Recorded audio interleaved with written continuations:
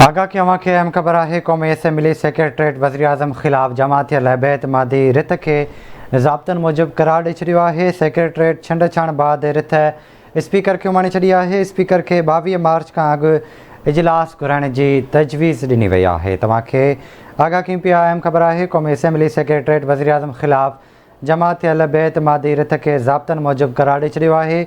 Secretariat छंड छाण बाद रिथ के स्पीकर खे उमाणे छॾी आहे। स्पीकर खे 22 मार्च खां अॻु इजलास घुराइण जी तजवीज़ ॾिनी वई आहे। तव्हांखे अहम ख़बर है। आगा की पिया क़ौमी असम्बली सेक्रेटरीट वज़ीर आज़म ख़िलाफ़ जमाती बेएतमादी रिथ के ज़ाब्तनि मूजिब करार ॾेई छॾियो आहे। तव्हांखे ॿुधायूं पिया सेक्रेटरीट छंड छाण बाद रिथ स्पीकर खे उमाणे छॾी आहे। स्पीकर खे 22 मार्च खां अॻु इजलास घुराइण जी तजवीज़ ॾिनी वई आहे। तफ़सील वठंदासीं इस्लामाबाद मां सुभान खोसो खां। सुभान आगाह कजो।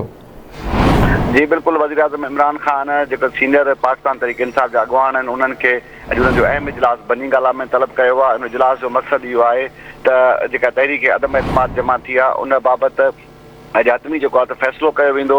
छाकाणि त 14 ॾींहंनि में जेको आहे त क़ौमी असम्बली स्पीकर खे जेको इजलास घुराइणो आहे उन जा ॾींहं बि जेको आहे वधंदा पिया वञनि ऐं अॼु जेको आहे त क़ौमी असम्बली सेक्रेटरीट पारां बि जेको आहे जेका अदम एतमाद जी रिथ हुई उनखे बाज़ाब्ता तौर ते ज़ाब्तनि मूजिब जेको करार ॾेई क़ौमी असम्बली स्पीकर ॾे उमाणे वियो आहे त अॼु जे इजलास में जेका त जेको अदम एतमाद जी रिथ आहे उन क़ौमी असम्बली में जेका पेश थियल आहे उन जे लाइ जेको इजलास आहे उन जो हतमी फ़ैसिलो कयो वेंदो। उन सां गॾोगॾु मुख़्तलिफ़ इत्तेहादनि सां जेके मामलात जिन खे अॻवाननि खे टास्क ॾिनो वियो हो त उहे इत्तेहादनि सां राब्तो करण जेके नाराज़ माण्हू आहिनि उन्हनि जा जेके अॻवान उन्हनि सां ॻाल्हियूं थियूं उहे बि अॼु वज़ीर आज़म खे रिपोर्ट ॾींदा।